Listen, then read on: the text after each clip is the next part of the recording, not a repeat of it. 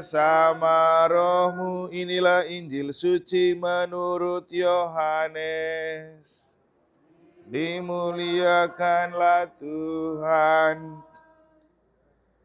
Dalam rumah ibadat di Kapernaum, Yesus berkata kepada orang banyak, semua yang diberikan Bapa kepadaku akan datang kepadaku, dan barang siapa datang kepadaku tidak akan kubuang.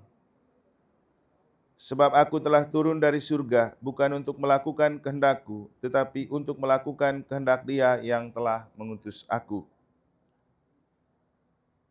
Dan inilah kehendak Dia yang telah mengutus aku, yaitu supaya dari semua yang telah diberikannya kepadaku, jangan ada yang hilang, tetapi semuanya kubangkitkan pada akhir zaman. Sebab inilah kehendak Bapa-Ku, yaitu supaya setiap orang yang melihat Anak dan percaya kepadanya beroleh hidup yang kekal, dan supaya aku membangkitkannya pada akhir zaman. Demikianlah sabda Tuhan. Terpujilah Kristus.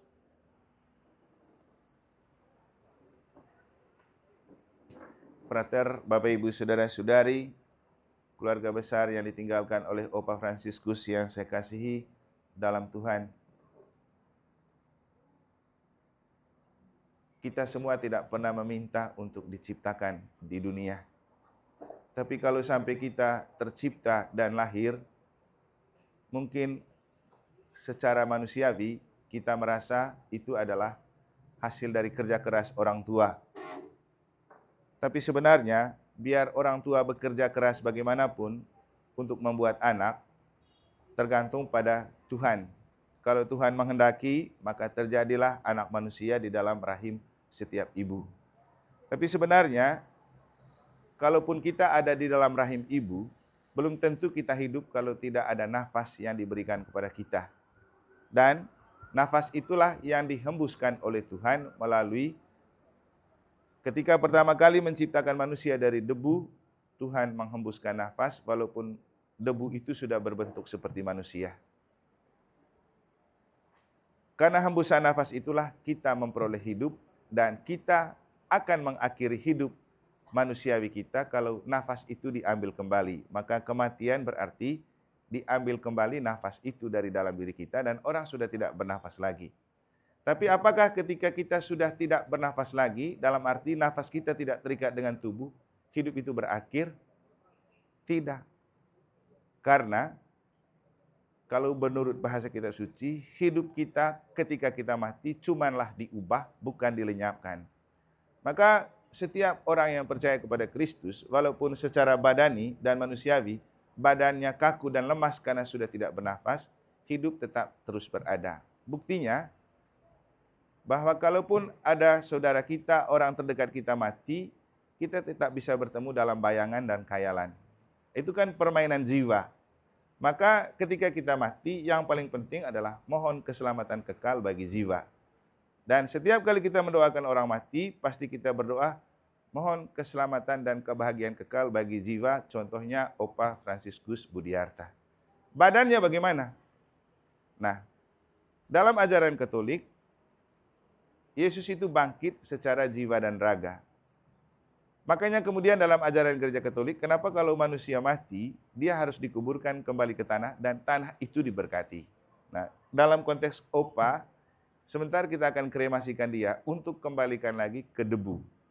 Dan perlu kita berkati, supaya debu itu tetap terlekat dalam roh, dengan pemberkatan dan penyucian, supaya tidak menghalangi Opa memperoleh keselamatan dan kebahagiaan jiwa.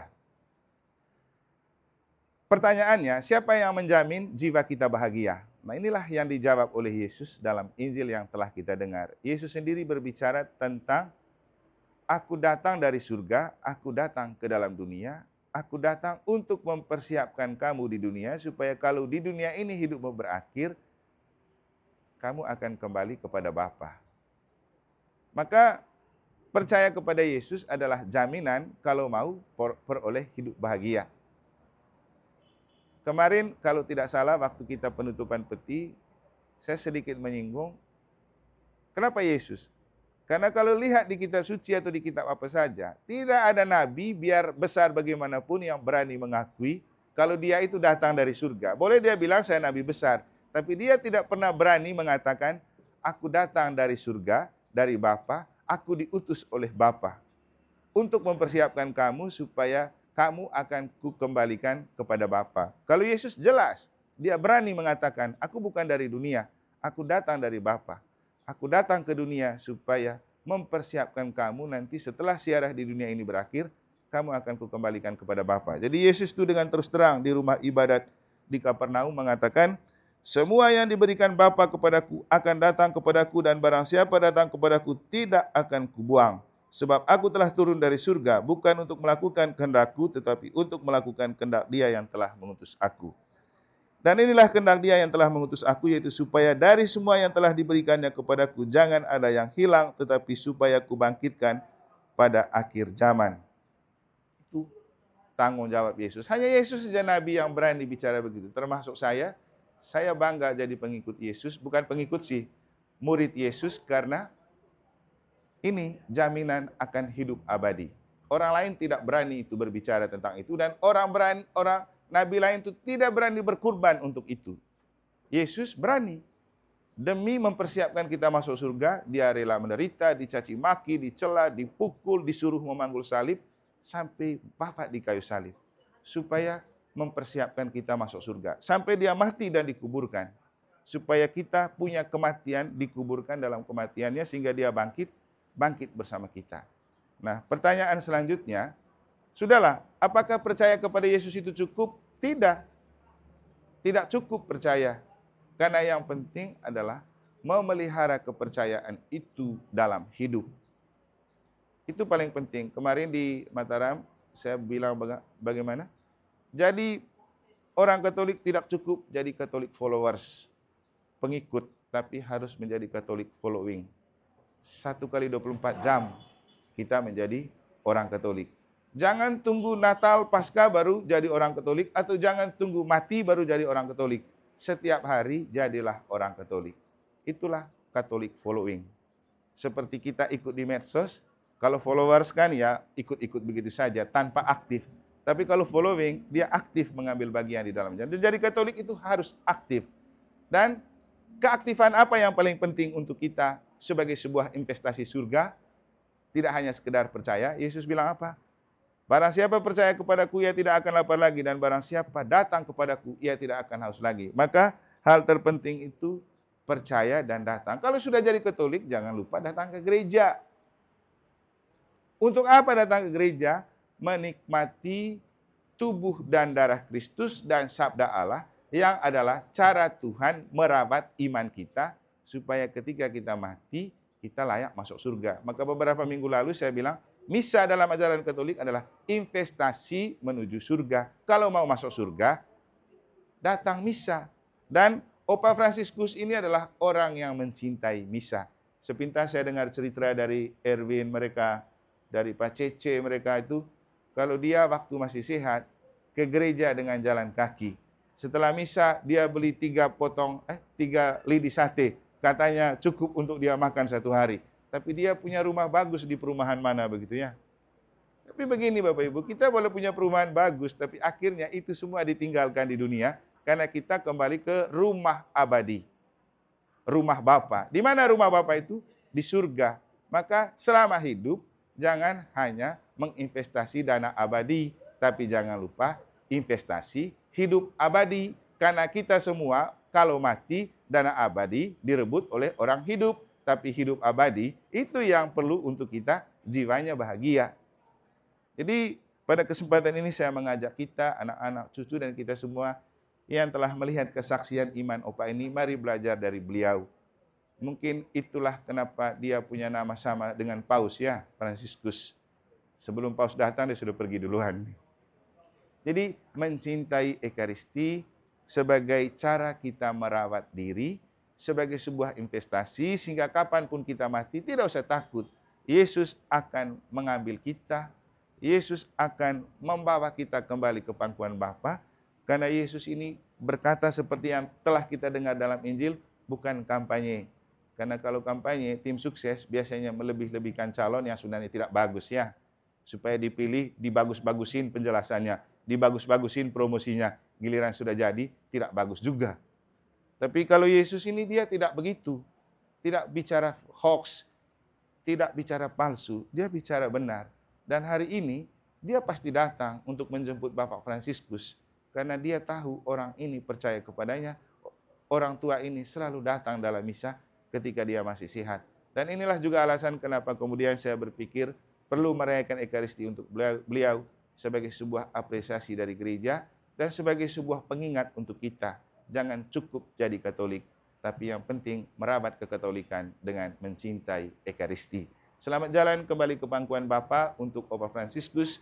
Doa kami menyertaimu, dan kalau bahagia di surga, tetaplah menjadi pendoa untuk kami dan siapapun yang ditinggalkan di dunia ini. Semoga Tuhan memberkati. Ibu saudara-saudari, brother, anak cucu dari Bapak Fransiskus Widiarta, dan Bapak akan meneruskan tepi tempat dia akan kembalikan ke sebuah jenazah yang baptis menjadi Yesus yang telah meninggal dalam Kristus, dan kami kembalikan kepadamu bersama Kristus yang ia imani dan kami imani. Semoga bersama Kristus pula ia bangkit untuk kehidupan kekal. Kami bersyukur kepadamu atas segala kebaikan dan anugerah yang kau limpahkan kepadanya selama hidupnya, agar pantasnya layak kembali ke pangkuan Bapa bersama Tuhan kita Yesus Kristus, dalam nama Bapa dan Putra dan Roh Kudus. Amin.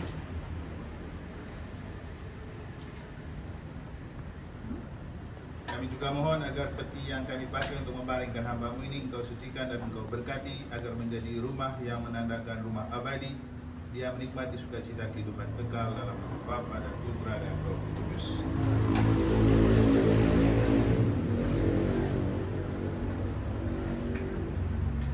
Bapak Fransiskus Widiarta, kembalilah ke pangkuan Bapa dalam tanda kemenangan Kristus, dalam nama Bapa dan Putra dan Roh Kudus. Amin.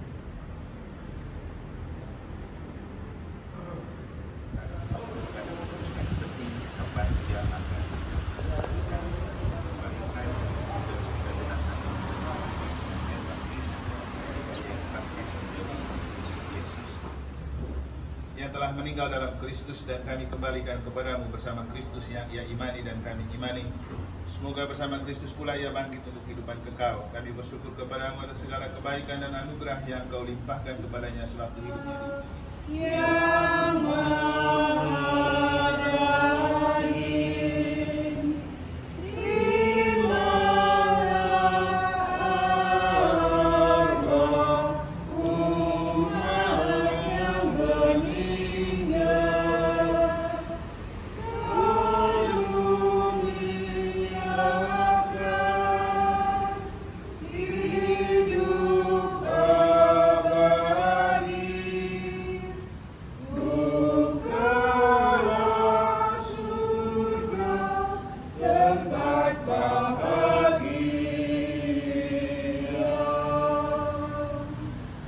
Bapa dan Putra dan Roh Kudus. Amin. Kasih karunia dan damai sejahtera dari Allah Bapa dan dari Putranya Tuhan kita Yesus Kristus bersamamu dan bersama rohmu. Bapak Ibu saudara-saudari, anak-anak, cucu, segala keluarga yang ditinggalkan oleh Bapak Fransiskus Widiarta yang saya kasihi dalam Tuhan. Dalam lagu pembuka kita meminta supaya Bapa buka pintu surga untuk anaknya Opa atau Bapak Fransiskus yang hari ini kita kembalikan ke pangkuan Allah. Ia telah hidup dalam iman akan Yesus. Ia telah mencintai Ekaristi dalam hidupnya, dan Ekaristi ini juga kita lakukan untuk dia. Kita kembalikan ke pangkuan Bapa. Semoga perjamuan Ekaristi ini membuat dia juga pantas mengambil bagian dalam perjamuan abadi di surga, dan di sana menjadi pendoa untuk kita semua yang ditinggalkan, anak-anak, cucu, serta siapapun yang ditinggalkan di dunia ini. Maka dari itu, agar perayaan ini pantas layak di hadapan Allah, maka marilah kita awali dengan menyesali dan memohon ampun atas segala dosa dan kesalahan kita, khususnya yang dilakukan oleh beliau.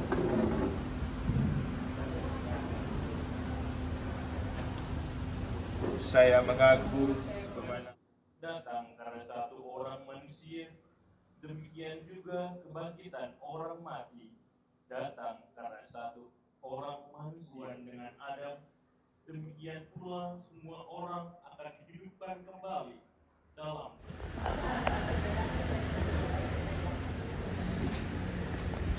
Bapak Fransiskus ini dalam perjalanan menuju rumah Bapa.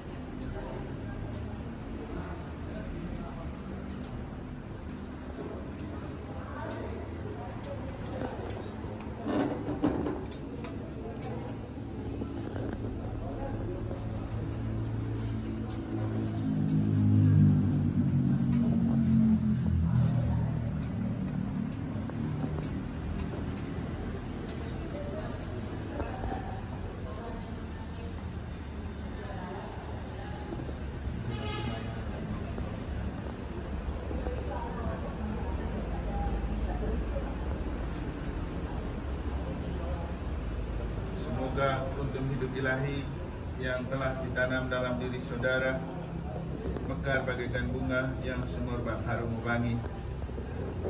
Manusia diciptakan dari debu dan kembali ke dalam debu atau tanah. Semoga Kristus mengalahkan kebinasan maut dan memulihkan orang tua kita ini dalam kebangkitan orang-orang mati. Bapak Fransiskus yang terkasih, semoga engkau memasuki hidup abadi dengan membawa tanda kemenangan Kristus dalam nama Bapa dan Putra dan Roh Kudus. Amin. Dan semoga berkat Allah yang Maha Kuasa juga tinggal atas kita semua, anak-anak, cucu, seluruh keluarga dan semuanya ditinggalkan dalam nama Bapa dan Putra dan Roh Kudus. 714 Yesus Juru Selamat kami. Yesus Juru Selamat kami, atas maut yang menang, perhatikanlah umatmu yang mengikut wafatmu. Ya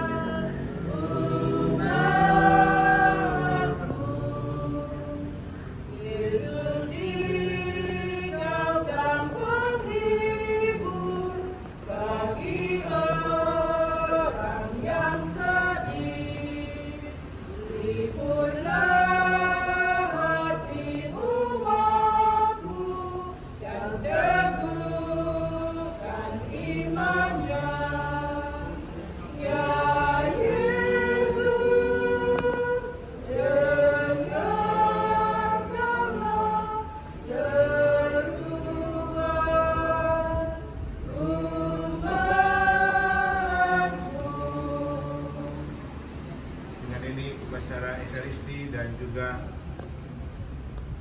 upacara untuk kremasi dari orang tua kita ini telah selesai. Kita lanjutkan dengan upacara proses kremasi di tempat kremasi, dan marilah kita memuliakan Tuhan dalam hidup kita. Syukur kepada Allah.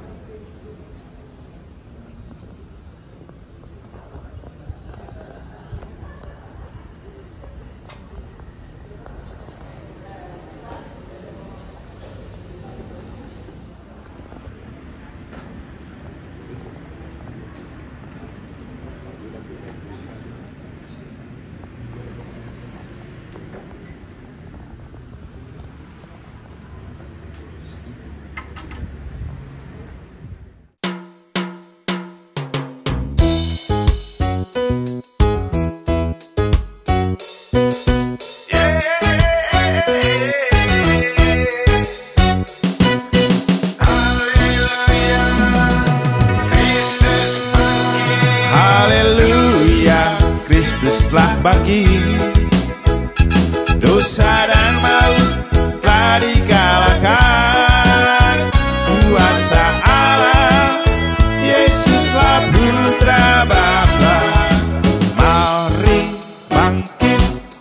bersama Kristus, jadi saksi bagi dunia, agar kasih Allah jadi nyata dalam masyarakat majemuk.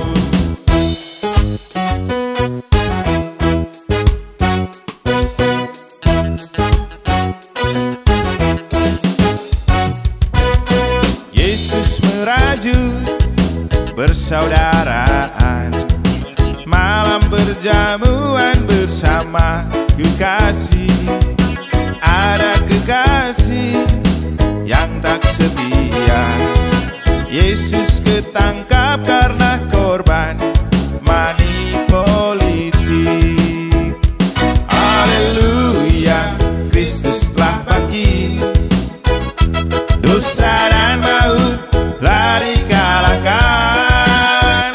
Kuasa Allah, Yesuslah Putra Bapa.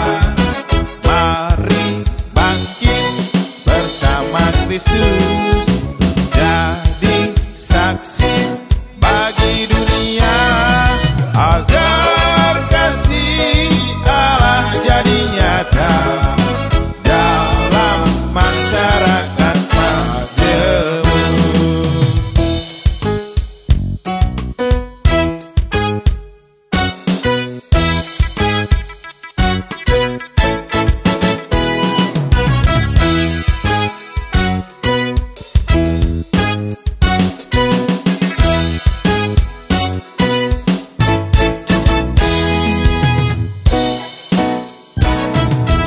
Dihukum mati pengadilan yang tak adil, dengan tulus memanggul salib ke Kalvari, agar dunia ditebus dari dosanya.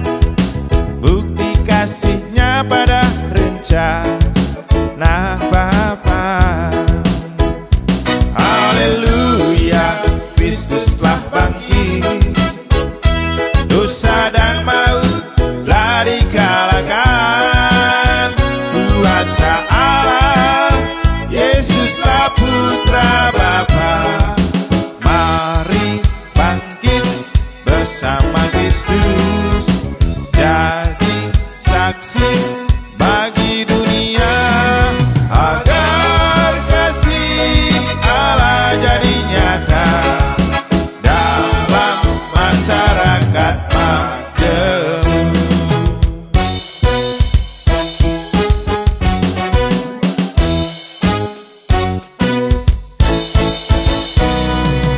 Haleluya, Kristuslah bangkit jaya. Haleluya, Kristuslah bangkit. Mati disalib untuk bangkit kembali, bawa para kekasih cahaya hidup ilahi, sinari hati menuju hidup abadi, bahagia selamanya bersama Bapa di surga.